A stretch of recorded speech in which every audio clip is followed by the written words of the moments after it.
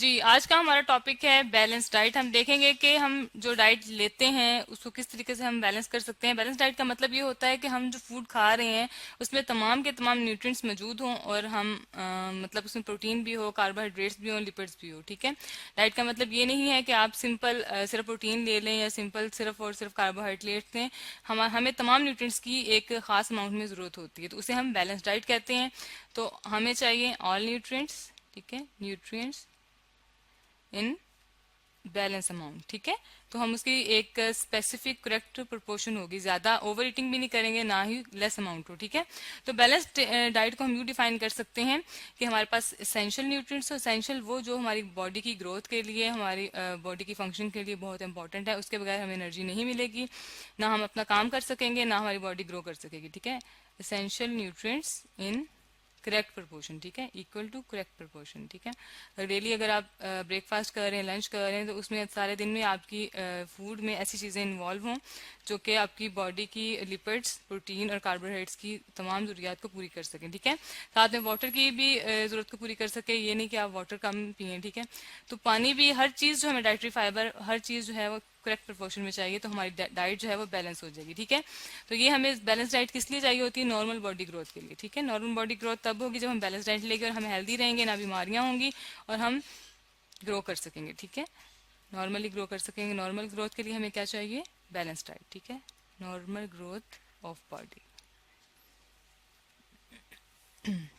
इसके बाद balance diet जो है उसको हम डिफरेंट तरीकों से डिवाइड करते हैं कि जेंडर के अकॉर्डिंग, कि मेल और फीमेल को डाइट की किस तरह की डाइट की जरूरत होती है, एज के अकॉर्डिंग। ठीक है, बच्चों को ज्यादा प्रोटीन की जरूरत होती है, ग्रोइंग एज में कैल्शियम की और दूध की ज्यादा जरूरत होती है। इसके बाद हमारे पास एक्टिविटीज आ जाती हैं। जो लोग कम काम करते हैं उनको कम फूड की जरूरत होती है, और जो लोग ज्यादा लेबर जैसे होते हैं, ज्यादा वर्क कर रहे होते हैं, उनकी फूड ज्यादा होती है। ठीक है, तो हम देख लेते हैं कि बैलेंस डाइट में हमारे पास कौन कौन से न्यूट्रिएंट्स होना जरूरी है। जी, ये हमें डायग्राम, जी ये हमारे पास डायग्राम है। इसमें हमारे पास तमाम न्यूट्रिएंट्स मौजूद हैं, कार्बोहाइड्रेट्स भी इसमें मौजूद हैं। ठीक है, फूड आपको नजर आ रही है, कार्बोहाइड्रेट्स हैं। और इसके बाद हमारे पास कार्बोहाइड्रेट्स की स्पेलिंग ठीक कर लेते हैं, कार्बोहाइड्रेट्स। ठीक हो गया।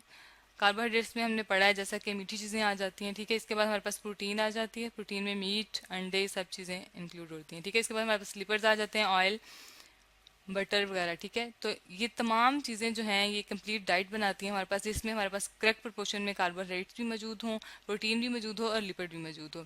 तो हम देखते हैं कि हमारे पास जो बैलेंस डाइट है वो ग्रोइंग एज में बच्चों को ज़्यादा ज़रूरत होती है, और अडल्ट को कितनी ज़रूरत होती है, चिल्ड्रन को कैसे ज़रूरत होती है, उसको हम वन बाय वन डिस्कस कर लेते हैं। जी, हमारे पास अगर ग्रोइंग एज में जब बच्चे बड़े हो रहे होते हैं तो उनको ज़्यादा प्रोटीन की ज़रूरत होती है। ठीक है, तो उनकी डाइट में तमाम न्यूट्रिएंट्स के साथ साथ प्रोटीन का होना बहुत ज़रूरी है। ठीक है, protein is necessary in growing age. ठीक है, हम यहाँ लिख लेते हैं प्रोटीन फॉर ग्रोइंग एज। ठीक हो गया, ग्रोइंग एज। ठीक है, और इस क्योंकि हमें प्रोटीन जो है वो हमारी बॉडी के स्ट्रक्चर बनाती हैं, पार्ट्स बनाती हैं, हमारी स्किन का, हमारे स्ट्रक्चरल पार्ट का हिस्सा होती हैं, और इसलिए हमें प्रोटीन की ज़्यादा ज़रूरत होती है। कंटे और ऐसी फूड हमें लेनी है जिसमें ज़्यादा एनर्जी हो। ठीक है, कंटेन मोर एनर्जी, यहाँ हम लिख लेते हैं मोर एनर्जी। फिर हमारे पास आ जाते हैं एडल्ट्स। जब इंसान बड़ा हो जाता है तो उसको ज़्यादा फूड की, बैलेंस डाइट की जरूरत होती है, लेकिन ज़्यादा प्रोटीन उसके लिए अच्छी नहीं होती। ठीक है, तो उसे लेस प्रोटीन खानी चाहिए। ठीक है, उसे गोश्त कम कर देना चाहिए, लेस प्रोटीन। और इसके अलावा बाकी उसे कार्बोहाइड्रेट्स जो हैं वो ज़्यादा लेने चाहिए। इसके बाद हमारे पास जो चिल्ड्रन आ जाते हैं, छोटे बच्चे, उनको कैल्शियम की ज़्यादा ज़रूरत होती है ताकि उनकी जो बोन्स हैं वो स्ट्रॉन्ग हों। ठीक है, और उनके जो ब्लड या उनकी जो ग्रोइंग बोन्स हैं वो स्ट्रॉन्ग हो सकें और वो ग्रो कर सकें। ठीक है, चिल्ड्रन को किस चीज़ की ज़्यादा ज़रूरत होती है? इसलिए आपने देखा होगा कि छोटे बच्चे सिर्फ दूध पीते हैं। ठीक है, और जो हमारे पास मिल्क है वो कंप्लीट डाइट है, उसमें हमारे पास प्रोटीन भी होती है, कैल्शियम भी होता है, इसके बाद हमारे पास लिपिड्स भी होते हैं और कार्बोहाइड्रेट्स भी होते हैं। ठीक हो गया, कैल्शियम प्लस हमें आयरन की ज़रूरत होती है। ठीक है, और ये हमें सब कुछ किससे मिलेगा? मिल्क प्रोडक्ट से, मिल्क प्रोडक्ट से। इसके बाद हम देखते हैं कि अकॉर्डिंग टू जेंडर। ठीक है, अकॉर्डिंग टू जेंडर, जेंडर हमारे पास दो आ जाते हैं, फीमेल और मेल। ठीक है, तो मेल्स को ज़्यादा एनर्जी की ज़रूरत होती है क्योंकि उनकी बॉडी का जो मेटाबॉलिज्म होता है वो तेज़ होता है। ठीक है, मेल में क्या होता है?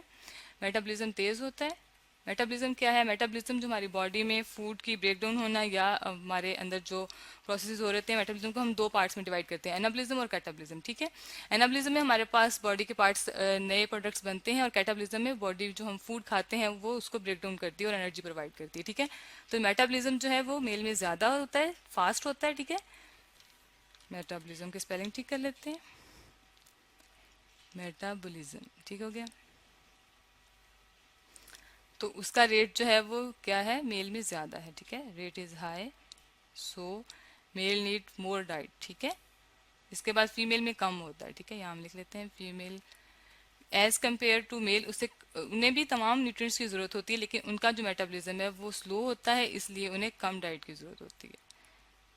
ठीक हो गया। इसके बाद हमारे पास लाइफ स्टाइल आ जाता है। ऐसे लोग जो कि जिनका वर्किंग स्टाइल ऑफिस में काम करते हैं या कम काम करते हैं, ज़्यादा उनका काम जो है वो वर्किंग वाला नहीं है, मूवमेंट वाला नहीं है, फिजिकल वर्क नहीं करते, तो उसमें आ जाता है सेडेंट्री, हम उसे हैबिट्स कहते हैं। ठीक है, सेडेंट्री हैबिट्स। तो उसमें ये होता है कि उसमें हमें एनर्जी की कम जरूरत होती है, जारी बात है, आपकी बॉडी को वर्क करने के लिए कम फूड की जरूरत है। और वो लेबर्स जो कि मजदूर ज्यादा काम करते हैं, फिजिकल काम ज्यादा कर रहे होते हैं, उन्हें एनर्जी की ज्यादा जरूरत होती है, तो उनकी फूड में ज्यादा कार्बोहाइड्रेट्स और प्रोटीन का होना जरूरी है। ठीक है, तो लेबर्स को क्या है, जो कि ज्यादा फूड वर्क ज्यादा करते हैं या फिजिकल वर्क ज्यादा करते हैं। ठीक है, नाम लिख लेते हैं, फिजिकल वर्क ज्यादा होती है। ठीक हो गया।